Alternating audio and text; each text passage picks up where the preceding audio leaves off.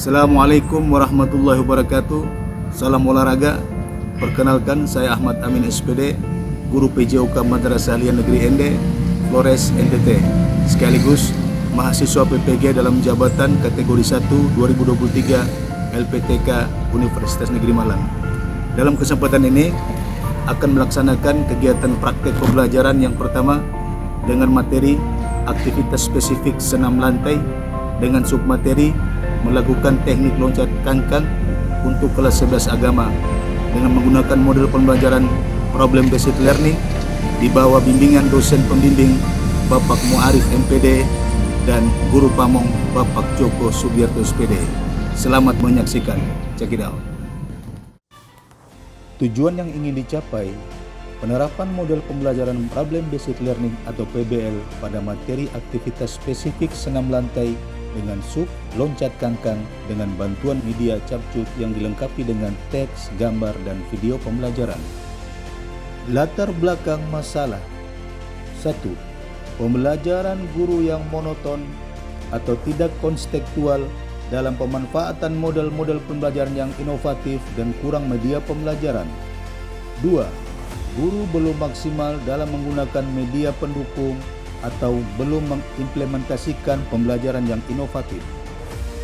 Dengan model pembelajaran problem based learning atau PBL, bila cocok untuk mengembangkan pemahaman serta keterampilan peserta didik dalam melakukan teknik loncat kangkang, karena 1.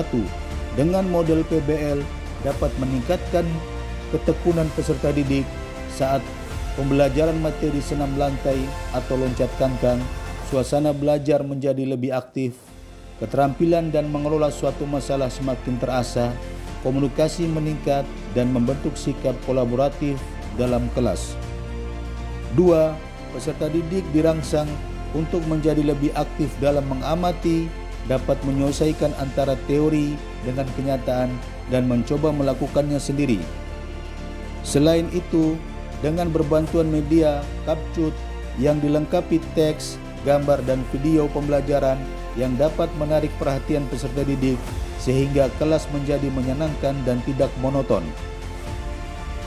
Peran dan tanggung jawab saya sebagai guru di sini yaitu 1. Sebagai pembimbing peserta didik dalam proses pembelajaran, juga sebagai sumber belajar yang bertanggung jawab dalam mendesain pembelajaran yang inovatif, menantang dan menyenangkan dengan menggunakan metode atau model pembelajaran yang tepat dan inovatif sehingga tujuan pembelajaran dapat tercapai secara efektif dan bisa meningkatkan peserta didik.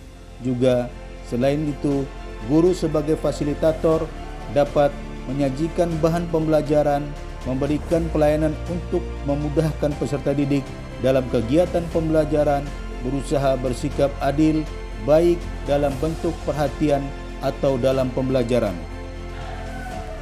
Tantangan untuk mencapai tujuan, yakni waktu yang terbatas, kemampuan dan karakteristik peserta didik yang heterogen atau yang heterogen berbeda-beda. Lancar tidaknya jaringan internet yang menunjang kelancaran proses pembelajaran yang menggunakan media inovatif atau internet. Langkah-langkah dengan menerapkan manajemen waktu di setiap tahapan atau sintak model problem based learning. Guru sebagai fasilitator berusaha memberikan perhatian kepada peserta didik dengan memberikan bantuan untuk peserta didik yang memerlukan bimbingan. Menerapkan tugas secara berkelompok, peserta didik dapat menjalin kerjasama dengan bersosialisasi dengan baik secara tidak langsung, juga dapat melatih peserta didik untuk menyelesaikan tugas masing-masing dengan baik. Media pendukung, laptop, infocus, peti loncatan, matras, fluid.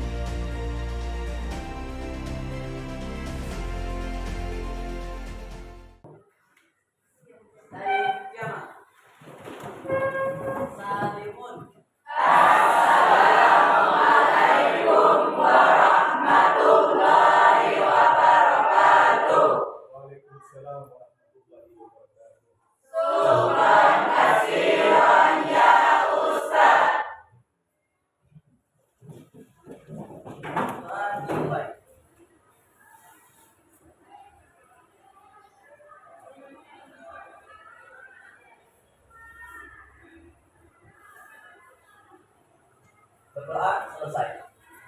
Humayron, Putri Nila, Ayu Lestari, baik ya. Alhamdulillah. Ada beberapa yang tidak hadir ya. Baik. Baik. Halo semua. Hai. Gimana kabarnya, sehat ya?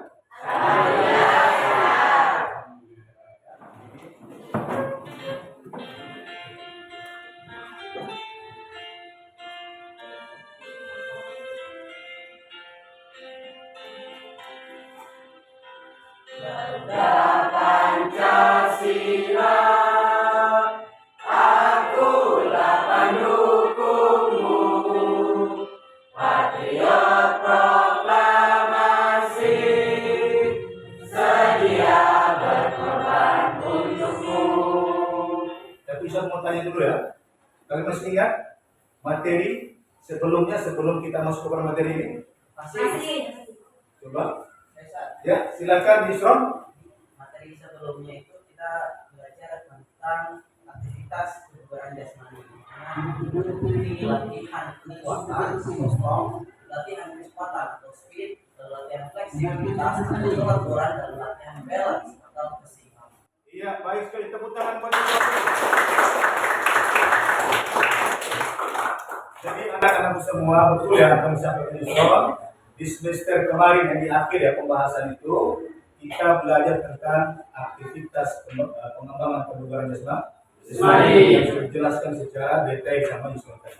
Oke, Ustaz ingin bertanya ya, apakah ada hubungan materi aktivitas kebugaran jasmani dengan materi ya senam lantai dalam sub lompat kangkang? Ya silakan, Arafah. Karena mencengkangkan membutuhkan kekuatan kaki ketika melakukan tumpuan, dan ketika kedua kaki berada di sebelah kanan membutuhkan kehidupan, dan ketika mendaratkan membutuhkan keseimbangan. Iya, bagus sekali, tepuk tangan.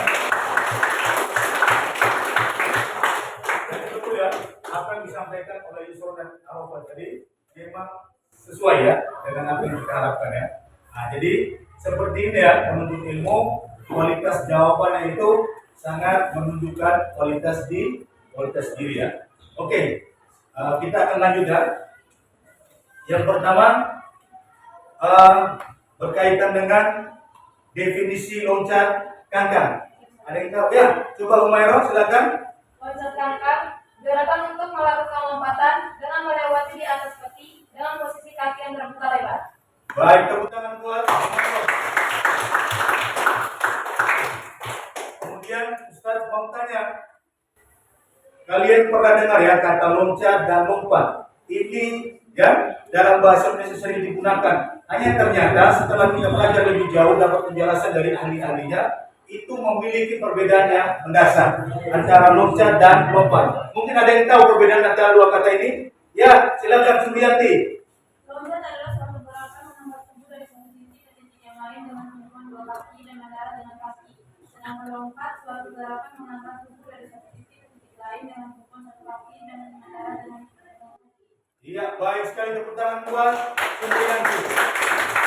Yang pertama saya mau sampaikan bahwa loncat kangkang ini ya tidak lepas dari yang namanya awalan, kemudian yang diikuti dengan lari kan, betul tidak?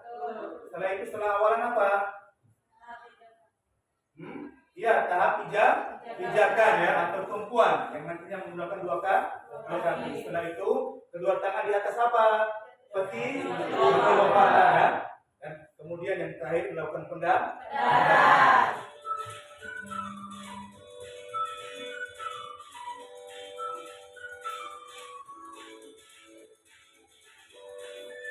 Itu definisi sama yang disampaikan sama kalian tadi.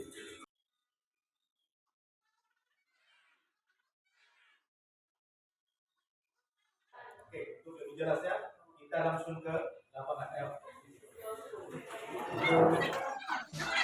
Baik anak-anak semua, ini yang perlu kalian pahami bahwa tujuan daripada proses pelajaran ini, di mana kalian harus bisa menganalisis. Setelah itu kalian harus bisa mengkoreksinya. Setelah itu kalian harus menyampaikan pikiran-pikiran kalian berkaitan dengan hal-hal yang kalian paham. Baik itu secara langsung dengan guru atau nanti diskusi di antara kalian. Ini yang perlu kita tingkatkan di sini. Karena model pembelajaran yang K13 ini di mana mengharuskan atau mewajibkan kaki kalian sepenuhnya pada kalian. Paham ya? Oke, ya, kira-kira ada yang mau sampaikan? Ya, silakan. Saya ingin tanya, Ustaz, Ya. waktu melakukan jajakan itu itu tangannya, waktu melakukan jajakan atau melakukan tumpuan itu tangannya terang saja atau dua tangan, Ustaz? Oke, baik. Terima kasih. Tepuk tangan buat Sultan dulu. Pastikan anak-anak pun saya satu orang daripada kalian itu melakukan teknik yang benar dari awalan sampai dengan pada daratan. Oleh karena itu dari tim ini kita pilih ya, 15 ini kita pilih abang.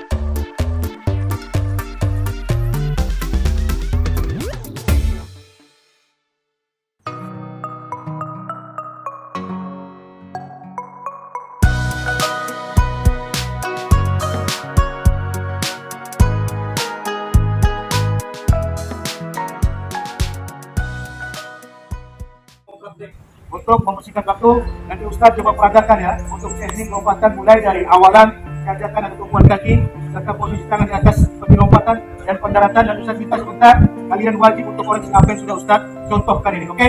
Ya. Posisi awalan seperti ini, kemudian kecepatan ya atau langkahnya itu tidak terlalu cepat, tidak terlalu lambat ya. Pas. Ya. Ambil posisi pantulan kaki, tangan ambil ya, lurus di depan, kemudian kaki dibuka ya. Hebat, setelah itu pendaratan. Sepaham ya? Jadi jalan satu dua kali. Koreksi ya. Oke, jangan besar dulu. Ini lagi ya. Ya. Sampai dia punya pendaratan juga pastikan ya.